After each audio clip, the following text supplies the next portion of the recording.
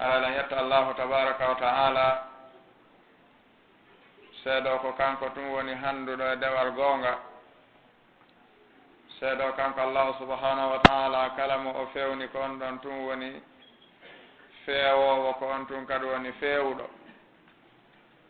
seeɗo subhanahu wa ta'ala kala mo o majjini ko on ɗon tum woni majjuɗo e majjowo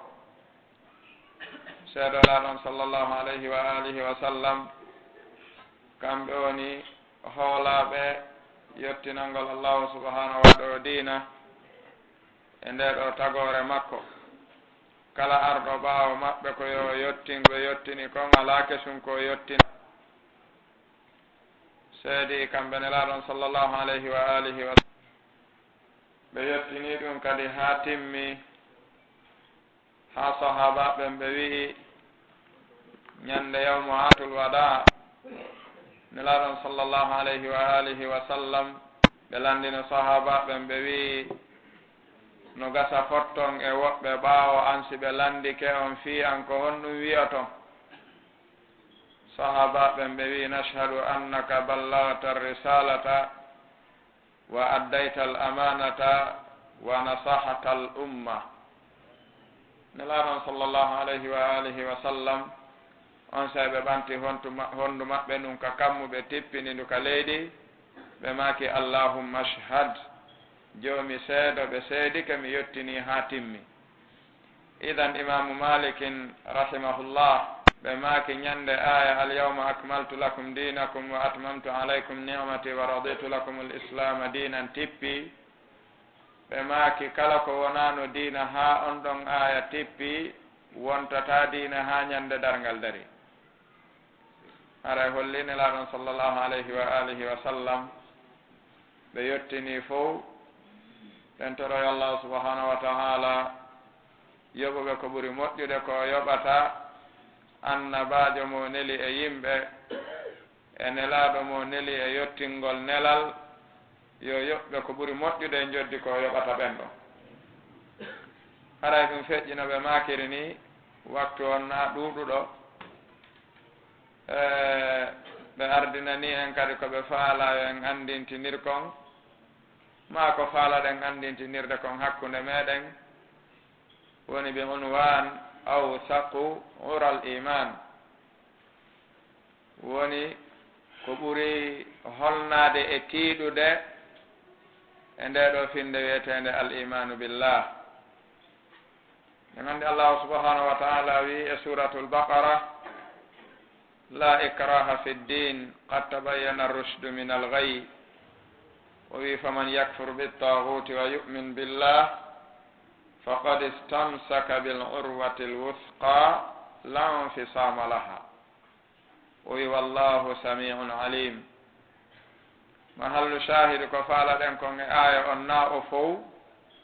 ko faqad istamsaka bil urwati al-wuthqa on kala e tiiɗo dirni kala ko na allahu tabaraka wa ta'ala tabintinnimo tun kanko allahu tabaraka wa ta'ala ka dewal e kala ko tawta himo handi mo wona kanko handa e muɗum jomumen o wi haray o ɗaɓɓi jogitagol finde tiiɗunde nde joomi men tippini nden qad istamsaka ala wasni qad istaf'ala ay talaba istimsak haray o ɗaɓɓi o timmini ko ɗaɓɓira kon fi jogitagol ngol ɗo ɓoggol ngol allahu subhanahu wa ta'ala wi wa atasimu bi hablillahi jami'an wala tafarraqu nelaaɗon sallllahu alayhi wa alihi wa sallam tabiti e maɓɓe wono ariri noon ka musnad imami ahmad e ka majma'u zawaid wa manba'u lfawaid lil imami alhaythami ɓe maaki wondema nelaaɗon sallllahu alayhi wa alihi wa sallam ɓe maaki awsaqu ural iman alhubbu lillah walbughdu fillah oɗo hadisi mo ka musnad imami ahmad ɓe maaki ko ɓuri tiiɗinde gonɗinal ko ɓurata tiiɗinde kadi gonɗinal koyo taw hubbuka wa bughduka ko lillahi ta'ala yo taw yiɗugol ma ngol e tikkugol ma ngol e weltagol ma ngol e angal weltagol ma ngol yo taw ɗiɗo fof hiɗi mahi e dow hara ɗum hotana allahu subhanahu wa ta'ala. wono imam abi daoud aɓe firlori ka sunanu maɓɓe hiɓe ɗette abi umamat albahili radiallahu anhu ɓen maaki nelaɗon sallllahu alayhi wa alihi wa sallam maaki wondema man a'ta lillah aw man ahabba lillah wa abghada lillah wa a'ta lillah wa mana'a lillah faqad istakmala al iman. ɓe maaki kala mo tawata o wakkilike yiɗirde sabu allahu subhanahu wa ta'ala, o añira sabu allahu subhanahu wa ta'ala, o okkira sabu allahu tabaraka wa ta'ala, o haɗira okkugol, o salo jonnugol sabu allahu subhanahu wa ta'ala, ɓe maaki faqad istakmala al iman. haray ko goonga o ɗaɓɓi timmingol gonɗinal makko ngal. bal anas ibnu malikin radiallahu anhu ɓe fillike wono arri noon ka boukhari e muslim wondema nelaɗon sallllahu alayhi wa alihi wa sallam ɓe maaki salatun man kunna fihi wajada bihinna halawata al iman an yakuna allahu wa rasuluhu ahabba ilayhi mimma siwahuma wa an yuhibba almar'a la yuhibbuhu illa lillah wa an yakraha an ya'uda ila al-kufri kama yakrahu an yuqdhafa fi an-nar. e riwaya goɓe maaki wa an yakraha an ya'uda ila al-kufr kama yakrahu an yuqdhafa fi an-nar. e riwaya goɓe maaki ba'da idha anqadhahu Allahu min. Anas ibn Malik ɓe maaki nelaɗon sallllahu alayhi wa alihi wa sallam ɓe maaki wondema piiji tati si ɗi woni e bani adam hara yo ɗaɓɓi timmingol gonɗinal makko ngal. ko nde tawata ko allahu subhanahu wa ta'ala e nelaɗo makko on ɓura yiɗede ka oɗo bani adam e tawgol kala bani adama mo o yiɗata ko yiɗirtamo ko sabu allahu subhanahu wa ta'ala e tawgol nde ɗo majjere nde allahu jalla wa ala sortimo e muɗum hakkunde yimɓe ɗuuɗuɓe, addimo e peewal hakkunde yimɓe ɗuuɗuɓe hara o yelatako o miijatako ko aduna on juuti wo yiltitagol e ngaɗon keferan kaaku e nden ɗon majjere ɓawnde joomi men dandimo e mayre. o aña yiltagol e keferan kaaku e majjere nde wonno e muɗum nden wano añiri noon haɓɓede buge e nder yiite. awa en anndi o yalatako ɗum. haray sen darti ɗiɗo maakuji ɗettaɗe nelaɗon sallllahu alayhi wa alihi wa sallam ko ɗiɗo woni arkan yewtere meɗen nde. ko waɗi ko ɓuri moƴƴude e da'wa ko yimɓe ɓe noddirte natte ko allahu subhanahu wa ta'ala ko deftere joomi meɗen nden e sunna nelaɗon sallllahu alayhi wa alihi wa sallam. ko ɓuri moƴƴude ko wallinorte faamugol ɗiɗo ɗiɗi ko faamu sahabaɓe ɓen ɓe tawata allahu tabaraka wa ta'ala welama diina muɗum e faamu muɗum hikkiti ɗon kala arɗo faami no ɓe faamirno noon ɗum woni salafa hadihi l umma. haray si tawi en dartima en landitike fii honno suɓaniɗen nde yewtere wiɗen kala ko yowndiri al imanu billah bi mana al kalima bi madmuniha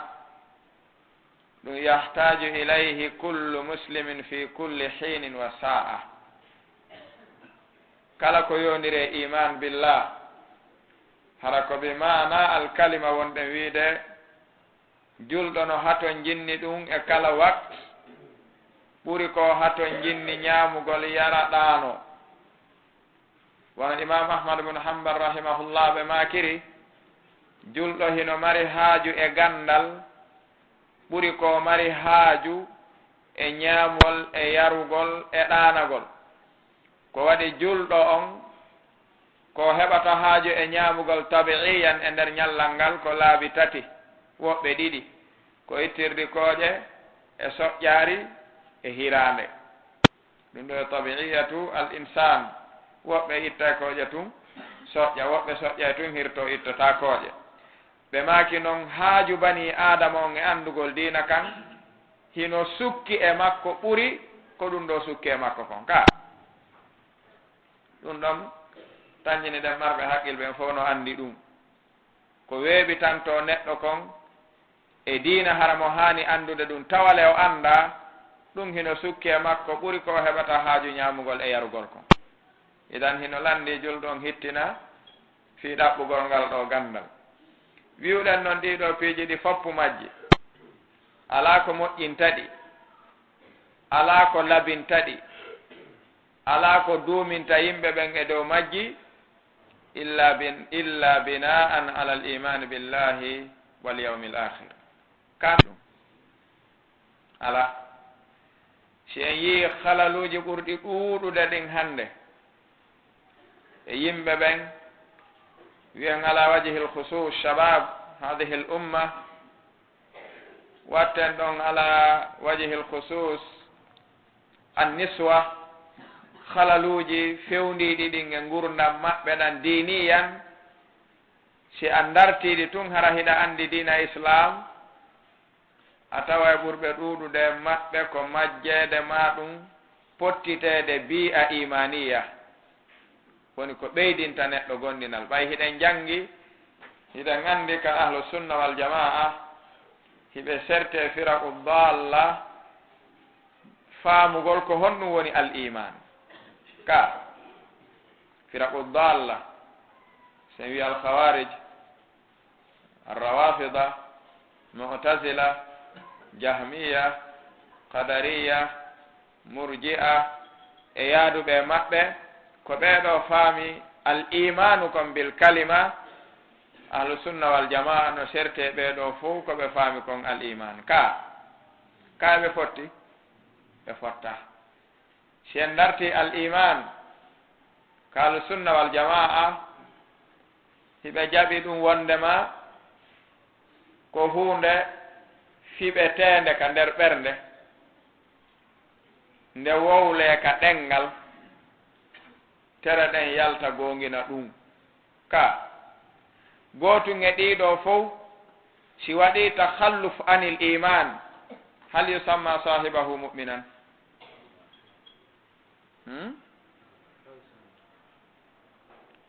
hino egge imam hasanul basri rahimahullah ɓe maaki laysa al imanu bittahalli wala bittamanni walakinna al imana ma waqara fi l qalb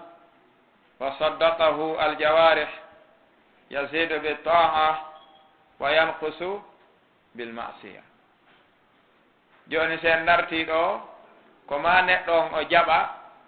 ɗiɗo tati hawta iman on ka makko o fiɓay ka nder ɓernde ko o gonɗini kon o wowla ka ɗenngal konko o gonɗini tere makko ɗen feññina yaasi konko o fiɓi ka nder ɓernde on say noon wi'e ko gonɗinɗo ala hasbi ma adharahu ko gila ɗon ɗum wawete ɗettede joni noon si tawi en daari jama on jaɓi fiɓude ɓe jaɓi wowlude kono ɓe jaɓaali gollitirde konko ɓe fiɓi ɓe jaɓaali gollitirde konko ɓe wowli ene ɗum ɗo harayno jaɓini en jaɓinaaki idan hino landi jama on moɓindira ɗiɗo ko waɗi sen darti nelaaɗon sallllahu alayhi wa alihi wa sallam fatara risala maɓɓe on ko ɗiɗi ɗetti ko fatara makkiya wa fatara madaniya ulama'u tafsir ɓe wii ayeje tippiɗe makka ɗen bi sigati ya innida hara fewtinay noddandu e yimɓe ɓen ko ɓe fof o noddata wolana ka ya ayuhan nas ɗum tippike madina ka tippaki hada sual ya ayuhan nas ka qur'an tippike fi fatrati l madaniyi e dow nelaɗo ka ɗum tippaki ka famaki landal ngal annduɗo ono wawi wolde ɗe gandi ulama usulu ko ɓe wi almuhadara yaqbalu almunadara walmunaqasha wassual waljawab ka jaɓata muhadara wona ali koye maɓe goto tum wowla fof deƴƴa mbay hal hutuba juma tabiti e laaɗo ɓe landama ɗum ɓe taƴi ɓe jaabi ka tabitali tabitayno kamɓe tigiri e hoore maɓɓe ɓe taƴa ɓe wolana yimɓe wona ɓe wolanede ɗen ɗum tabiti e maɓɓe ko wiwɗen nelaɗo ko fatraji ɗi mari makka zamanu kaɓe woni makka ɗon e zamanu kaɓe wonno madina ɗon hiɗen andi uslubu da'wa maɓɓe on yahtalif harina gotum ka ko gotum harina gotum joni ko tippi makka kon hara hino udditira bi ya in nida ya ayyuhannas ɗum ɗo ko makka tippi ma ɗum ferali iwi makka seni madina tippoto ya ayyuhannas ko wari wonanoɓe wowlanede ɓen ko wonaɓe ne'ede fiyo gonɗi ɗon kadi hari alkhitab muwajjahum ila jami'i nnas fou ko ɗum sikkaramo koɓɓen ɓe wi alkuffaru mukhatabuna bi ahkami sharia ko ɓe yamiraɓe nde jomumen wi ɗon ya ayyuhannasu ubudu rabbakum hay goto yaltano nder ɗon ka kono nde nelaɗo iwi makka ɓe seni madina ya ayyuhannasu tippitike toon kadi yamiri goɗɗo goɗɗum kon wonno tippade ya ayyuhalladina amanu fi hon ɗum sikkuɗen ya ayyuhannasu wondanoɓe ɓen makka wona ɓen wonduno e nelaɗo kadi madina sikkuɗen ka ko nasun akharun almuhajirun iwnoɓe makka jokki nelaɗo ɓen na ɓen wonano noddirede ɓe sigati ya ayyuhannas ko honnum sanzi oɗo siga nde ɓe hewti madina ɓe watta noddirede ya ayyuhalladina amanu ko ɓari assifat attakayyarat sifaji ɗin sanzi joni ɓe eggi e bi'a noddede bi siga jaɓowo emo jaɓata ya ayyuhannas ko huɓintinni ko an yo jaɓowo e an mo o jaɓata fo mi wolani on waɗe kono ya ayyuhalladina amanu fewtinaka sahabaɓe nelaɗo ɓen ɓe sali ka en andi ɗum e tariha la ɓay hari ɓe gonɗini ko ɗum sikkaramo koɓe da'wa ɓe wi allahu subhanahu wa ta'ala nde udditi suratul baqara o udditirnde sadru on ba'da al fatiha o wi alif lam mim dhalika alkitabu la rayba fihi hudan lilmuttaqin ko hikkiti ɗon ko alladina yu'minuna bilghaybi wa yuqimuna as-salata wa mimma razaqnahum yunfiqun karamo koɓe da'wa ɓe wi fi hon ɗum joomi men ardinani ala sadri hadihi sura dhikra al imani bilghayb ala salati wal infaq limadha ko fi hon ɗum joomi men jantani gonɗingol ngol taw non o addi golle golleteɗe ɗen ɓe wi ko li yubayyina wondema anna jamia al wajibat la tutabbaq wa anna jamia al muharramat la tutraku wala tuhjar illa bina'an ala al imani bil ghayb wawata wonde ɗi joomi men tippini yamiri en yen waɗu ɗin ɗi foppu majji ala waɗete kun waɗe kun moƴƴa joomi men weltora kun sina haray waɗuɗo kun on himo mahi e dow gonɗinal ko ko wirni so waɗa moƴƴa siko gite o waɗiri moƴƴata ko waɗi jon gite ɗen si wirnike o moƴƴinta hande kadi ka kono si tawi ko bina'an alal imani billah allahu ta'ala anna gaybun kaɗen rentimo alqiyama yawmul akhir anna gaybun en renta ɗum kono ko sen gonɗini ɗiɗo ɗiɗi ko dow ɗo waweten wadde piiji ɗin fof ɗi moƴƴa ko si ɗiɗo ɗiɗi gonɗinal majji lo'i ka ɓerɗe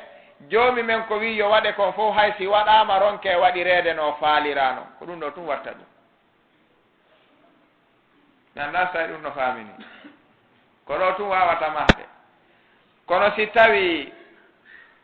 jama on hollama goɗɗo goo hooleteɗo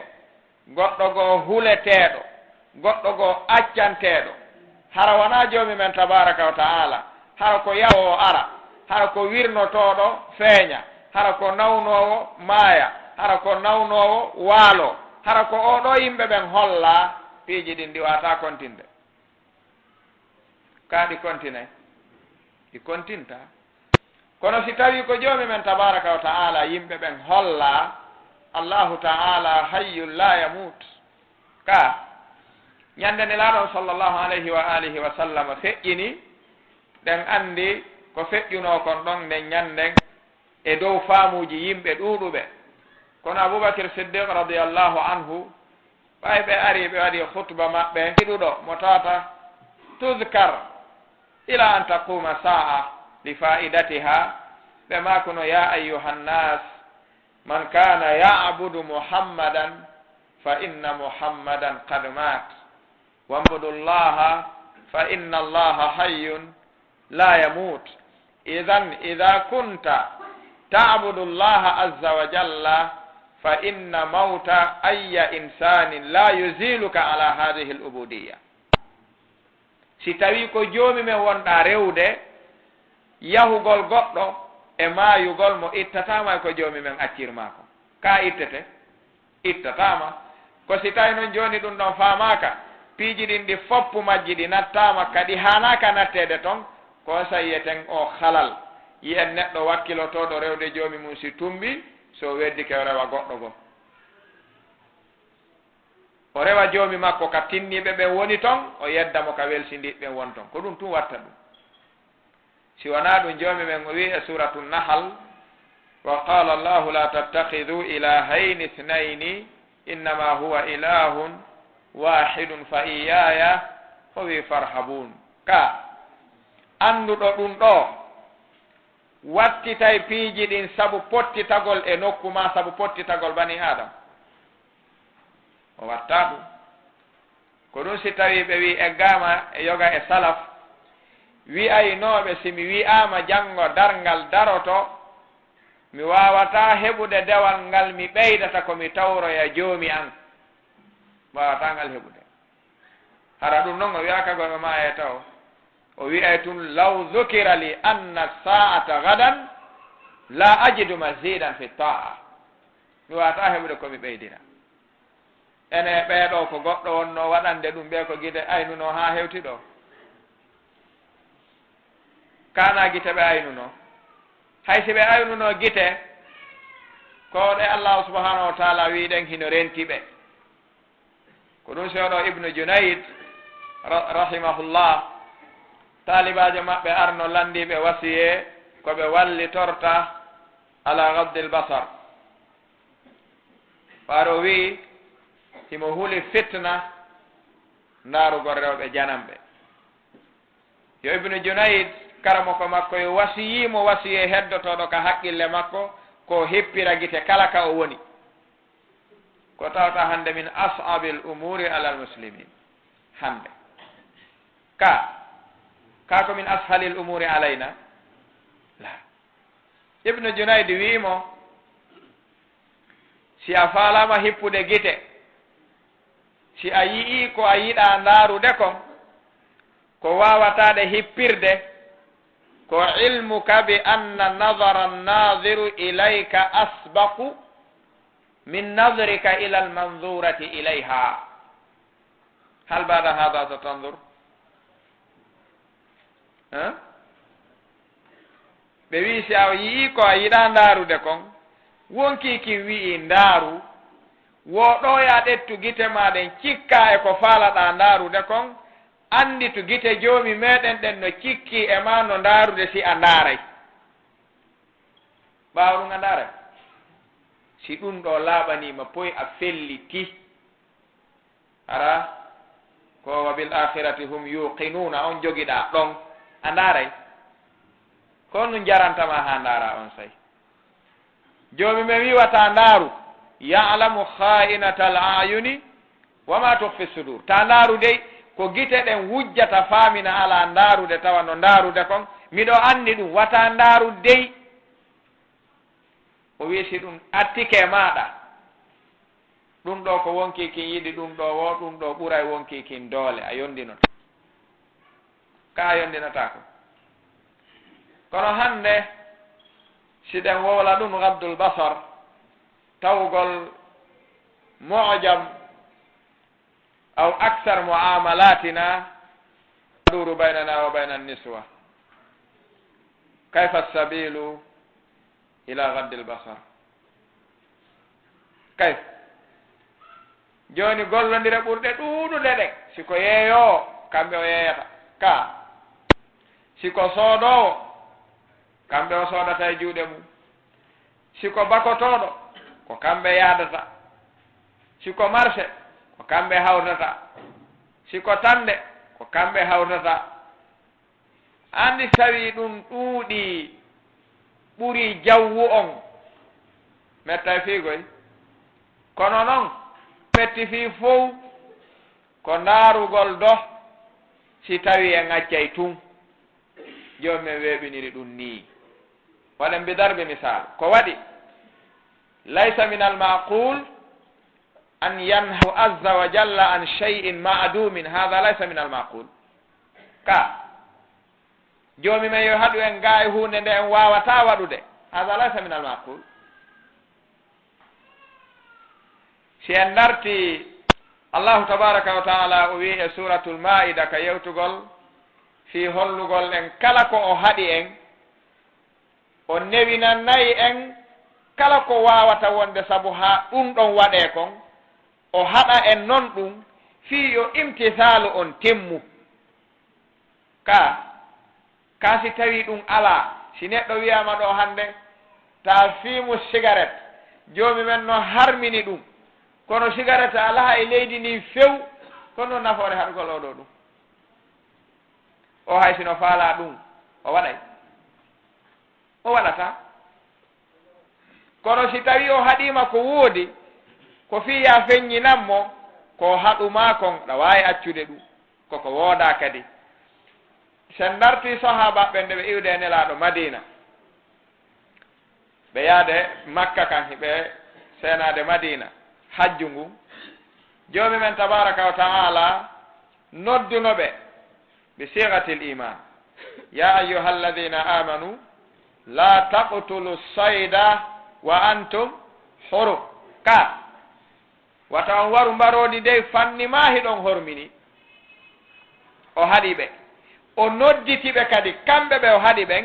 o wi ya ayuha alladina amanu la yabluwannakum llahu bi shay'in min assaydi tanaluhu aydikum wa rimahukum famal illa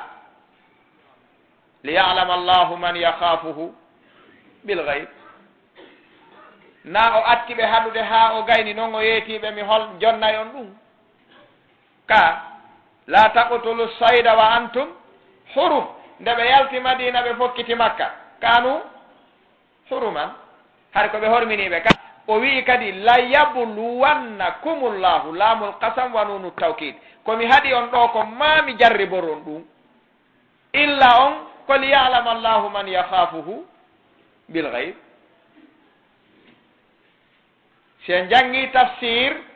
ɓe wii nde ɓe jooɗi sulhul hudaybiya mbarodiiji ɗi tawata sikaka maɓɓe ɓe yaltidi e finkari sen waɗi misal en wiyaale finkari no woduno on sayi ma ɓe yaltidi e ndagawal ma e laañal waañugol ɓe waañay ɗum balɗe si ɓe fotta e muɗum joomi men wurti ɗum ka ladde ɗum ari tumbi hakkunde maɓɓe yaaɓi woɓɓe fitti e woɓɓe jindi ndaarugol si tawi ko joomi men wi kon la taqtulu sayda wa antum hurum si woni e juuɗe moɗon on accay ka on waɗay wanno ka waɗano waɗuno ɓe memuno ka ɓe memano na ɓe memano koy ɓe memano wondude ɗum arno ko tawta ɗa wawi nangirde junngo ko tawta si tawi wona ɗon a doga e haron ka yiyata si a hayni kele a fokkiti ɓaawo muɗum a yiitata ɗum iwra ka ladde ara ɓaaro e maɗa fitto e maɗa yaaɓe yawta jinda ɗon ha tuma faala o hara no heeɗi sa hulata joom ma mema ka na ɗum addi kum ko ɗum addi kum kol yalama allahu man yakhafuhu bilgayb jon noon enen kadi nde joomi men wi en qul lilmuminina yaguddu min absarihim wa yahfadu furujahum awa idan gaddu lbasar ko wasilatun li hifde lfarji ka joom men nde wi hippe gite moɗon ɗen son yii ko harmi ene joomi men jarriborali en ko ko hippante gite jarrabu yewon no timmi ka himo manki en memay ka en memata en daaray ka en daarata ko ɗum jollandoto ɗen hoore men halas faami ka kasamaki ɗum no timmi ta en haawo ɗum fa laysa bi ajab joom men si haɗi hunde tawa hinde wooda tawa kande metta heɓude so yamiri hunde haray ko nde waɗaka taw haray kadi nde wela wadde ko joomi men yamiri en kon fof ala hay gootum hawrondir kun ko welata wonki waɗugol kun ala mi sikki suuma e no arde ka lebbi jelu ɗen ñaamude hay gooto wi aali ñaamu mata ñaamu ko tuma falɗa o ñaama lebbi jelu gila suuma e feƴƴina 12 enen nduɗo lewru ko gila honde ndu fuɗɗi taƴinde deedi o neɓaali wonugol wata ñaamu ɗum ne wela wonki no wela wonki ka welataki welataki ko ɗum si joomi men farli ɗum e dow meɗen ala ko joomi men farli e meɗen hawrodiri e ko welata pittali meɗen ko ɗum ala jokken dina kanka foppu makka siɗen faala fuɗɗoren juulugol darɗe ɗiɗi si tawi ɗum ko yasirun alayka hada asirun ala gayrik ka joomi men newinane ɗum kono ɗum newanaki wonki ka a ko ɗo woni jindude jon noon ko addanɗen ɗum ɗo koyen anndu ɗo welsindare nde wonɗen yiwde ɗo nden fof e men enen e ɓiɓɓe meɗen ɓen e ɓeygure meɗen nden ko ɗo tun woni alaka ñawdirede ko ɗo woni alaka ñawdirede ko ɗum cheikh mouhammad mouhtar Shengeti hafidahullah ɓe maki ka deftere maɓɓe fiqhul usrati l muslima ɓe maki hino jeeya hande eko itti eko joomi men ittiri barki e konnguɗi jongalleji ɗuuɗuɗi e juuɗe ɓeygure muɗum tawgol ko woni ɓe imminde wowlugol kon wona sabu joomi meɗen yo ɗofte ko sabu kamɓe wata ɓe wirtota ɓe jaasu anda sa eɗen faamude mbimana jongalle no haani so wooli ka ɓeygure makko ɗum ɗofte ka haana ko fiyonnu noon o wolanta ɗum ron ka wonde ɓe maki sirru on ko woni ko tawgol buy e jongalleji hande si wowlanay ɓiɗɗo muɗum si wowlanay ɓeygu muɗum si koko waɗete si wowli ha gayni ko wiyata andi sa waɗi ɗum ɓe wiyay ɓiɗɗo an on ko ni wayi ko ɗe gacce o huuli ko ɗum so ɗoftaka na hay fus ñanda saɗen famude siko sonnajo o ko wiugol andi min sa ɗettali hijabu a iwtirta ɓaawo am ɓe anda ɓeygu am mbumaki ko mbo hulani na hoore makko ka andi si a yahaali janngoyɗa ɓennay ko ɓeygu an tu woni ala janngude ton ko mbo hulani andi si a yahaali an pay kunkun janngoyɗa ka école ɓennay ɗo fof ko ɓiɓɓe am ɓen tun sali janngoyde ko mbo hulani ko ɗum itti barke e golleji ɗi na hoore ma hulanta koye joomi men ɗofte ɗaɓɓata halas ɗum ɗo no woodi ka ala ko ɗum sen yiyay woɓɓe inna min si ɓeygu am buumaki mi accitaymo so buumike o itti mi accitaymo no woodi ka ala si a landike o ko fii hon ɗum ko nanatake ɓeygu am buumaki ko nanataake ɓeygu an itti hijabu meɗen wondi ko on mbo o hulani ko on mbo ɗaɓɓani teddungal ko on mbo huli gacce mum hoore makko ka joomi men heɓiɗo geɓal ɗum woni ñaw ɓurgu mawnude ngun hannde e mofte ɗen ɗum ɗo no woodi ka ala no woodi ko ɗum tawi hiɓe firtude aya wallati takhafuna nushudahunna fa'iduhunna wahjuruhunna fil madaji wadribuhun firtugol o aya ɓe maki ko fi hon ɗum joomi men wi'anta en ye en waɗu waɗen ronken yiide natija ɗum ka hino ɗuuɗiri jongalleji ɗin ka ɓeygure men jiiɓodirta ma ɓe wurto ɓe murta o gayna joɗɗinde ɓe yewta ɓe ha ɓe faamodira ha moƴƴa hara goɗɗo tumbitaki ɗum no ɗuuɗi no woodi no ɓe wurtorto joɗɗingol ɓe wiya onon ɗiɗo tun on yewta koyon waynodir ko ma goɗɗo tawe moƴƴata ka joomelle si ko wi'i si o murti tun an fa'iduhunna ko mbo yamiraɗon ko hombo wiya ɗon yo waajo mo an hombo modi bon ka gasi ɓay ko kanko wiya ɗon wahjuruhunna fil madaji ka kombo feratamo sina an ko an ka joni noon ko fi hon ɗum tawi kala ko yani an ala gaynude ko tawgol wona ko joomi men faala ko wona ɗaɓɓede muɗum ɗum ɗon itta e barki e kala golle hino landi tawgol si tawi o waɗay ko ya nattumo ka joomi meɗen ko ya andi mo joomi meɗen kanko pay kunkun kanko ɓeygu maɗa janduɓe ɓe fof yeetoɗamo ɗa andi nde hunde ko joomi men wiyo nde waɗe ɗa andi min a waɗantalan ɗum ka ko min bumantoɗa ɗa andi min simi arti mi tawtima ɗo hiɗa bumanilan en haɓay na min bumantoɗa na min kadi wimi men hino laaɓanma noon si a lundike joomi meɗen ka leydi makko ɗo ɗa ñamude ko ñamete makko ɗa yarude ndiyam makko ɗan ɗa foofude hendu makko ndun hiɗa wuuri cellal makko ngal a salike ko wima kon ange o si on fottiri ni ɓay andande ma yata sikkuɗa ɗum moƴƴay hakkude moɗon ka bonay o jaabo ma so wi moƴƴay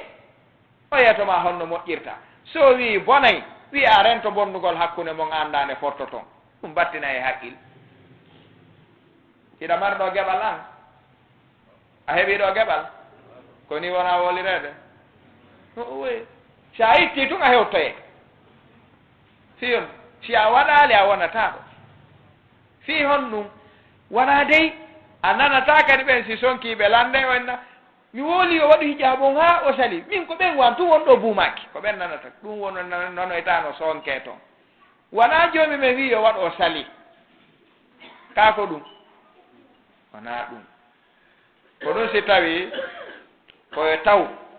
ko yiɗe ten kon ko lillah sa yiɗay tun yo waɗe yo taw ko joomi men woni sabu muɗum si a tikkay kadi yo taw si tikkere waɗi tun ko joomi meɗen woni sabu ha tikkuɗa imam ibne Jawzi rahimahullah ɓe fillo ka deftere maɓɓe talbis iblis fi hollugol alhubbu wal bugdu lillah si ɗum laaɓali ko battinta kon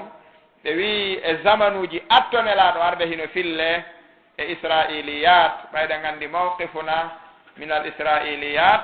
si tawi lundaki ko ari ka diina meɗen hollali ɗum wona gonga la yusaddaku wala yukaddab bal yuzkar lil istinas hada wati ka ɗum no anda imam ibnu kathir no addi ɗum ka muqaddima tafsir maɓɓe ɓe inni wondema suka goto meeɗi hoɗude hoɗo yimɓe ɓen jarribora rewgol leggal e gon hoɗo takko ɗon ɓe ha ɓe watti hirsande leggal ngal ɓe watti barkinorde leggal ngal ɓe watti torade leggal ngal ha tigiri on ɓuuɗi pay kunku ñande goo o maƴo inni ndaara ngal leggal ko mami itta ngal ɗo simi ittali ngal ɗo haray joomi an yeddama miɗo renti te miɗo wawi ɗum ɓe wi o pay kunkun sorti kafa laggi ka haa ka weli fokkiti o fokkiti haa ka laawol iblisa waɗi mo itirab e mbaadi kiikalajo kanaro hulɓiniiɗo wiimo ya gulam ila ayna turid honto faalaɗa yahude pay konko wi ila isalati hadihi shajara ko ittugol ngal leggal wona ngal rewede min dunillah iblisa winnimo mada yadurruka anta la tabuduha kono ɗum lorra ma ko an woni rewde pay konko wi wonami woni rewde kono ko joomi an wona yeddede ɗo joomi men heeɓi geɓal toon ka mi ittoyay ngal iblisa wi ta waɗu ɗum o wi mi yeehi mi ittoyay mawɗo on wi awa ɗum wawata wonde par ce que sa jaɓali komi won ma wolande ko ga anda e joni pay konkum wi sa wi mi yahata en yiida e joni ɓe nangodiri o wallini ka fa kam ɓe teppiri o rondi mawɗo on ha towi o piiti o ɗeɗɗimo ha o yoodi o wi mi taƴoya leggal ngal ma ɗum mi ware mawɗo on wi joni awa accita o accitimo o wiɗa andi kon ɗum mi faala pay konkum wo mi anda wo accungal leggal ɗon mi andiɗa gaynanmi sa faalama aɗa wawi latinde kono mi ɗettanima jonnugol ma 7 dinar kulla yawmin dinar ñande o ñande mi jonnete mbuuɗu ha wona balɗe 7 ɗum woni mbuuɗi 7 kange ɗum noon ko mbuuɗi ɓuy hayso ko hande watta mbuuɗi ɗin duɗɗi ɓernde pay kunkum o wi mbuuɗi 7 o wi hi wo ñande wo mbuuɗu wo hi mi sikki ɗi mankata ɗi tardata mawɗo wi hi o wawa gasi pay kunkum yilti ronki taƴoyde leggal ngal mahallu shahide men o mahi yeeso janngo iblisa addani pay kunkum mbuuɗu o jaɓi ɗi faɗɗi janngo iblisa arali kunkum habbi ha ronki yaalimo faɗɗiti janngo iblisa arali pay kunkum wi ayi o firti komin haldi ko simi immike noon hande mi fokkiti taƴoygol ngal o darike yeeso am mi hirsaymo taw simi yaha kono no gimminimo mbuuɗi ɗin ka nanen ko no gimminnomo ko fi en sendidirtu wa bil misali yattarihu l maqal kama yaqulu ulamau l balaga ka ɗum iri ɗetti kafa kan fokkite iblisa sakkimo wi honto yata wo taƴoygol leggal ngal wo fi honnu wo addali ko alduɗen ko nande wotere adduɗa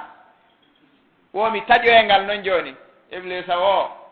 a wawata ngal taƴuɗe si a fijirina ko sikkuɗa ko rewini yiltoɗa pay kunku si a fijirila mi waɗete ɓuuri ko nde ñanden ko won essaye nara iblisa rondimo ha moƴƴi piitimo ɓuuri ngal ko pay kunkum piitunomo ko ɗeɗɗimo ɓuuri ko ɗeɗɗunomo ko wi si a fillitike wigol a taƴa ngal mi warete anani ɗum wo hi wota fillito rewtugol hayɗo anani wo awa woymo yiltoɗa pay konko gimmi hocce kafa kam hoti ka muu kono ɗum sendi ɗum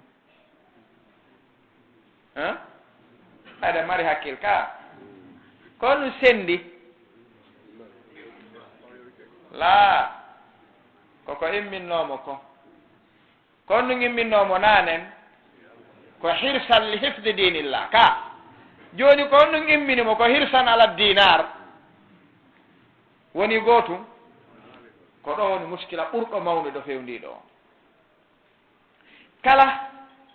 mo tawata si dilli tawi himo mari jaɓal wonki makko kin e nder ko imminimo kon ɗum ɗon heɓata natija goto e ulama o da'wa wi yo jama on rento ndaara moƴƴa watta haqqil ɓe joomi men wi'i yo waɗu ɓen ɓe waɗi haa ɓe gayni o wi kadi o jaɓantaaɓe ɗum no hawni ha ka ɓayro wi e suratu tawba qul anfiqu tawan aw karhan lan yutaqabbala minkum innakum kuntum qawman mujrimina ka o wi wa ma mana'ahum an tuqbala minhum nafaqatuhum illa annahum kafaru billahi wa bi rasulihi wa la ya'tuna as-salata illa wa hum kusala wa la yunfiquna illa wa hum karihuna ka wo ko fi hon ɗum joomi men wi'ani ɓeeɗo dépense o wi kadi si on dépense mi jaɓata alaysa bi ajib ajibu jiddan wo ko fi hon ɗum ko ɓayri ko ɓe waɗi ko na joomi men tum ɓe waɗani pittali maɓɓe ɗin no mari e muɗum geɓal karamo kojo goto yuɓɓi o wi'i assirru dafinu fi adami alqabuli wujudu haddi nnafsi fi l amal wa assirru dafin ala adami alqabul wujudu haddi nnafsi fi l amal hada huwa sirru dafinu fihi kala mo joomi men wi'i mi jaɓantama ko golluɗa kon ɓawnde golluɗa sirru suuɗiɗo ɗon on tawno fittano makko nun no mari e mum geɓal na joomi men tum marno toon geɓal ɗum noon kala ko waɗɗa joomi men wiye hadisul qudusi selluɗo ana agna shurakai an shirki man amila amalan ashraka fihi maiya gayri taraktuhu wa shirkahu kano woodi ko ittita ɗon kala ko kafiduɗa e joomi men e ko wima kon accidete e muɗum joni noon si tawi ko pittali ɗin woni heɓude geɓe e dewe ɗen haa ɗe ronka heranade joomi meɗen ko ɗum ɗum woni haɗugol ɗe jaɓede waɗen bi darbi misal si en jangi sira ka defte sira ɓannen ɓurde ɓattade nde tawata buyno jogii muhtasar siratu rasul nde cheikh mouhammad bun abdul wahab rahimahullah waɗi nden hiɓe yewti ɗon duuɓi ɗin no woni yaarude noon ɓayɗen anndi ko nde talhis zadul mi'ad on ɓen ko noon waɗiri sira on ɓe wi'i e zaman umar abnul khattab radiallahu anhu nde o ɗetti khilafa on hiɗen anndi tawno e zamanu aboubacry ka qitalu ahli ridda nde ɓe immini haɓoygol maratul yamama ɓen anndi ɓe imminno ɗon ɓen hari no ɗuuɗa o imminno oɗo honno ikramatu bun abi jahlin on yehi ronki feƴƴoyde hikkituɗon zeyd bun il khattab toɓɓe maɓɓe ɓe yehi haa ronki yaarude no haaniri noon ɓe ɗettoyɓe jonni walid ibni no abu ubaydata amir bun il jarrah e nder muɗum o noddi barra'u bun malikin o ardini mo khalid ibnul walid ɓayri yehi ha hettiti khilafa on bimana ardagol ngol udditugol leyɗe ɗen bamama ɗum koye khilafa aboubacry siddiq wonno duuɓi ɗiɗi no hakkunde muɗum ɓe yaari noon ha aboubacry feƴƴini tawi ɓen ɗo yaltunoɓe ɓe artali ɓe anda umar abnul khattab ɗetti ɓayri umar ɗetti ɓe wi'i hino jeeya e ko tabiti halli la tusawi halli ulama u sira ɓe wi'i hino jeeya e ko tabiti umar abnul khattab no jeeyano ko atti sansude ardinaɓe buy no jeeyanoɓe atti sansude wa oɗo khalid ibnul walid o itti khalid ibnul walid marakata mo aboubacry ardinno qitalu ahli ridda o lontini ɗon abou ubaydata amir bunil jarrah sen darte en yeey ɗum tawi kadi hiɓe e jihadi ɓe haɓideɗe umar abnul khattab windi risala madina jonni mo abou ubayda wi yahu jonnanami mo khalid ibnul walid yo janngumo si o janngimo yo waɗu komi wimo kon nder ton oɗo abou ubayda anda kon no woni nder ton o jonnama lettre o addi o tawi khalid ibnul walid hino e jihadi fi dimnil maraka ɓe haɓude tawi ko woni ka nder lettre ko min amiril muminin umar abnul khattab radiallahu anhu ila khalid ibnul walid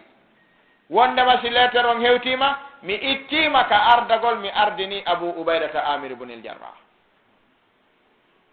o jangi lettere on o mondi lettere on o watti ka nder jiifa o ɗetti raya mo jogino drapeau on o watti mo juuɗe abou ubayda o wi jogo ko ni amirul muminina wiriyomi jonne gila hande antal amir o jonni mo piiro ngon no continue koye kamɓe ɗiɗo tun woni gundodirde o wi joni noon meɗen yeeso aynu moƴƴa o ukkoyi joni kanko ka maraka sahaba ɓen ɓe wi tasarrafa fihi tasarrufan lam yura lahu mithluhu o fit bimana o tinni e jihadi ndin noone mo tawta o ɗuuɗaka yiyanede sifa muɗum ma isalatihi fil imara ɓayri jihadi ndin gasi ɓe heeɓi polgal sahaba ɓen jiɓi ɗum landi Khalid fi hon ɗum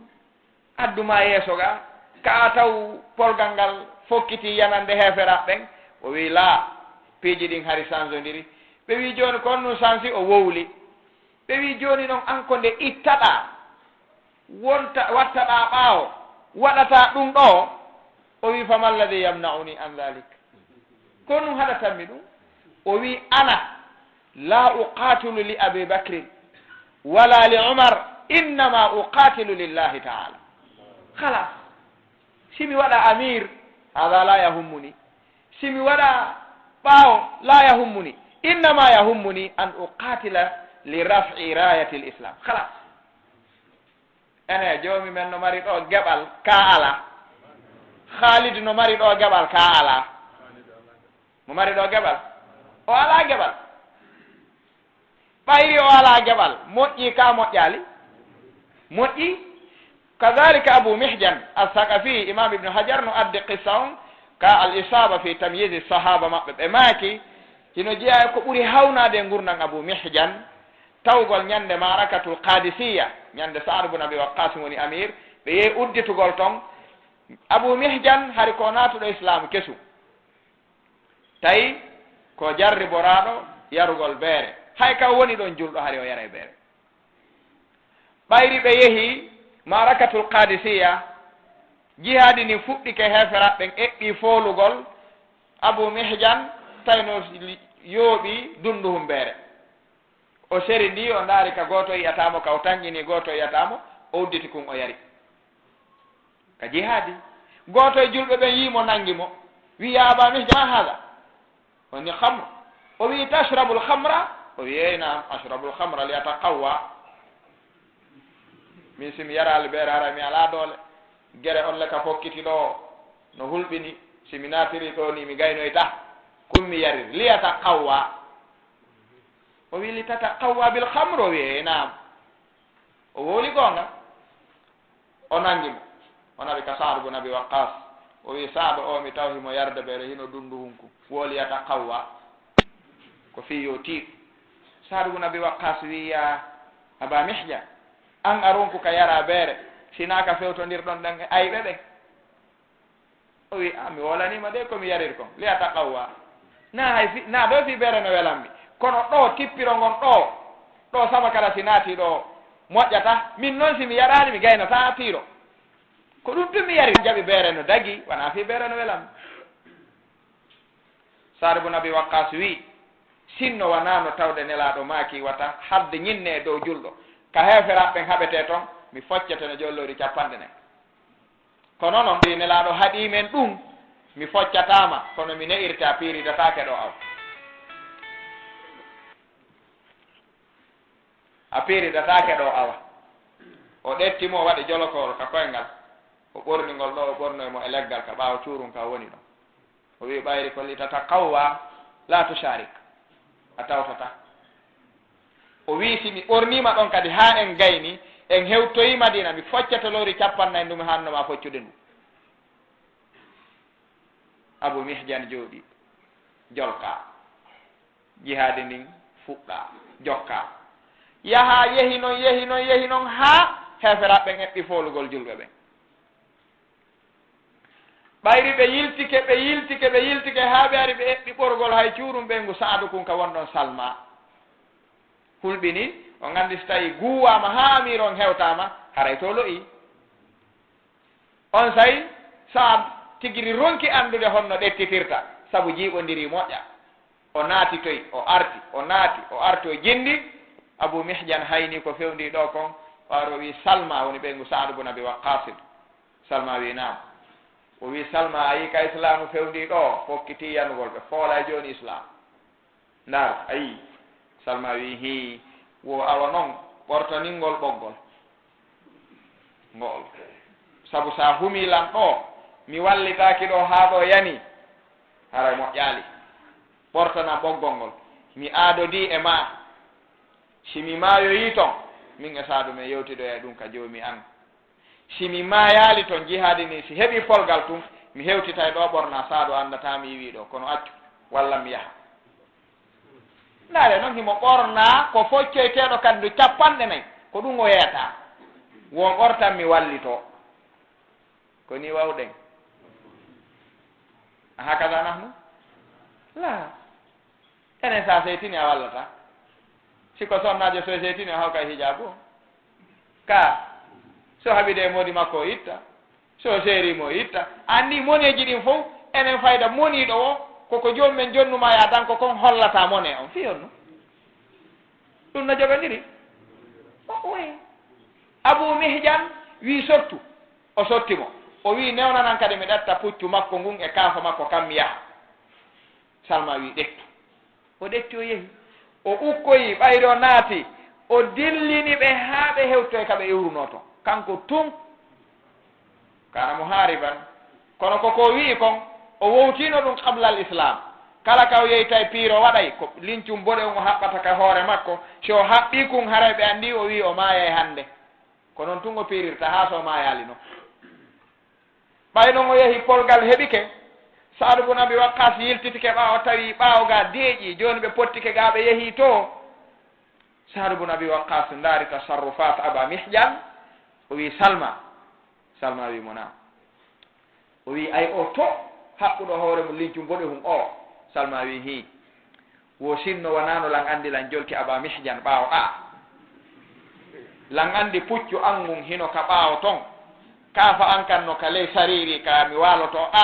miɗo wawno ma wiwde sina fellitugol ɗum ko Abu Mihjan ni ko puccu angun e kaafa an kan ni ko ɗum tun haɗa mi fellita wolde ɗum no nandi dey kono noon mi wiyata ɗum ɓaylan andi kami accimo subhanallah Salma wimo ya Saad al amru kama taqulu kono wirɗa noon ko Abu Mihjan noon ko puccu ma ngun noon ko kaafa ma kan noon nde polgal ngal fof yanude julɓe ɓen jooni o indi yomi jolkitumo wallito islam si tawi o ma yaali a tawtaymo ɗo a anndata kadi o iwi ɗo o wi kadi tami yeetoma o iwi ɗo tami yeetoma dey o iwi ɗo o yehi o arti ndaye ikhlasu lillahi jalla wa ala wona kadi yo annde ko kanko foolinoy toon wata yeetomo mi iwi ɗo ta annde mi iwi ɗo islam feƴƴi tun gati ko mbo waɗi ɗum la yahummuni man huwa hakaza nahnu la hakaza almushkilatu kullu lmushkila hadihi hiya on sayi asin wi Salma o wi naam wosi Abu Mihjan arti wata jolkumo yo gaaru puccu mum e jonne kaafa kan ta ɓornumo hannde kadi ɓoggol Salma wi o innino tami wolane koy sa wi tami ɓornumo ara anndi mi wolani ɓornumo gasi accutumo Abu Mihjan ɓayri gasi dogi heñaari haɓɓi puccu mum wallini kaafa kan wo ɓornanan hande Saadu andata mi iwi ɗo ɓornu heña Salma wi tama ɓornude wo ɓornu tawɗen pooɗodira ɗo inna mi iwi ɗo la ukhalifu l amira ko nusratan lil islam ittimiɗo ɓornanan ɗon amir wi mon ɗo mi wonata o wi Saadu wi watta mi ɓorne wo hombo wi ya wolan Saadu mi iwi ɗo o yiɗe to ɓay mo anduma kawannam imo anduma gasi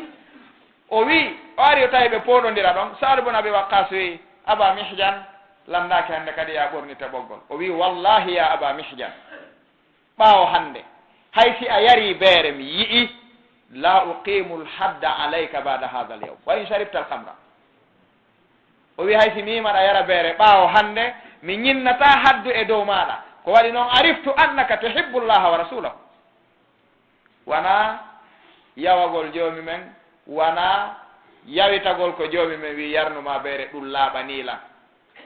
Abu Mihjan wi awa ya Saad ushhidu llaha washhad anni la ashrabu alhamra bada hada alyawm o wi awa ɓaawo hannde mi seedini joomi men seeɗo min kadi mi jaɓingal teddungal mi yaritata beere ɓaawo hannde haa mi maaya ene moƴƴi ka moƴƴaali o piyama ka o piyaka islamu feƴƴi ka feƴƴaali jooni enen noon kadi landoɗen noon jooni hoore men taw si ko ni wawɗen ko ni noon hanuɗen wawde kawana ni ko honde noon wayeten ni kono wonirɗen ni si continue la ni on naɓirta en ɗon ɓayri aduna on yiilondirta ha wi en yanbaghi lissahaba an yakunu mithlana hada la yaquluhu aqil ka ɗum no miije innama al amru al muntadar an naqula yanbaghi aw yajibu alayna an nakuna ka sahaba ko waɗi laysa min al mustahil an nakuna ka sahaba am hada min al mustahil la no wawi wonde koy ɗen wawi wa'ude wa sahabaɓe ɓen hada la shakka fihi kono noon wa min al mustahil an nusawiya sahaba en wawata fotude maɓɓe ka ɗen wawi fotude maɓɓe kono ɗen wawi wawde wa maɓɓe ka en wawata ɗum en wawata en faama Allah nanngal wiɗen en wawata etade ha foten e sahabaɓe ɓe abadan ka nelaɗon ɓe maki goto e sahabaɓe am ɓen si ɗetti jungo tew ngawri waɗi fi sabilillah goto e moɗon ɗetti fello uhudu kanŋe waɗi fi sabilillah baraji sahabaji an gon jungo tew ɓuura e fello makko kanŋe gon enen ɓen fotay ɗen wawi fotude kono taw si en wawata wawde wa maɓɓe ɗum kadi wawata wonde ko honno ɗum wonirta ka fa yakunu hada daro ɗen ɗon hoten miijitoyɗen ɗum kullu insani minna yujibu nafsahu kayfa nakunu ka sahaba wallahu taala ala wa alam subhanaka allahumma bihamdika ashhadu an la ilaha illa ant astaghfiruka wa atubu ilayk wa assalamu alaykum wa rahmatullah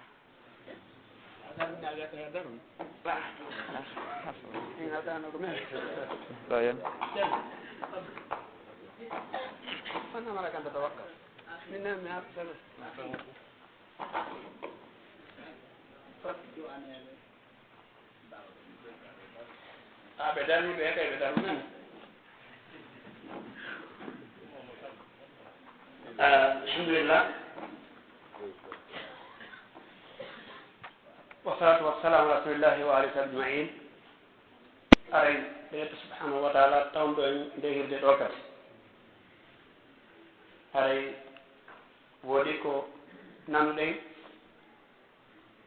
yo Allah waɗi wata anen nanɓe tan en yettino e luttuɓeɓen hara en ɓuura e naftorde kamɓe kadi naftora ɓay fof no wawi wonde nana hunde ake ena yettino e goɗɗo naftora o ɓuuri an nanɗo on kono wallahi ɓe laaɓani e reedu few ɓe holli en no haani moƴƴa ka yiɗiren sabu Allah goo ka yiɗen ka diina sabu Allah yiɗen Allah min Allah jokkinta en diina kam ɓe waɗi kadi mise laaɓude puy no kale men gelike ko ɓe maaki ko haray kaɓe hombidi ɗo ɗo no huuɓidi fof ɓe ma ko etiɗen e wawata hewtade sahaba ɓen foten e maɓɓe kono noon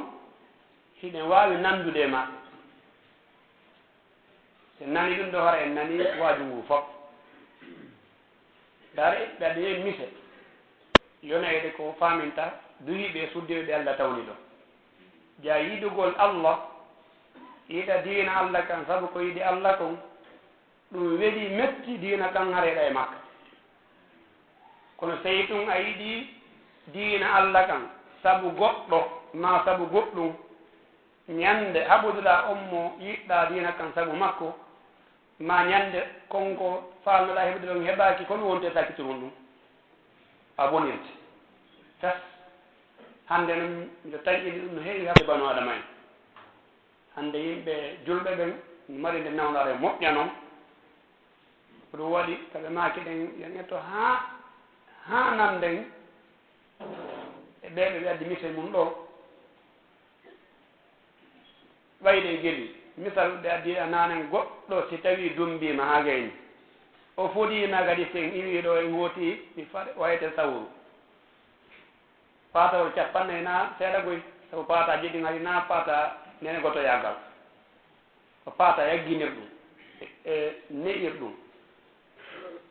so tawi goɗɗo dumbima kadalika hiɗa andi son hooti kadi oɗo nan ɗo e hoore ma a fuutike ɗum taw si atando ko darani moƴƴa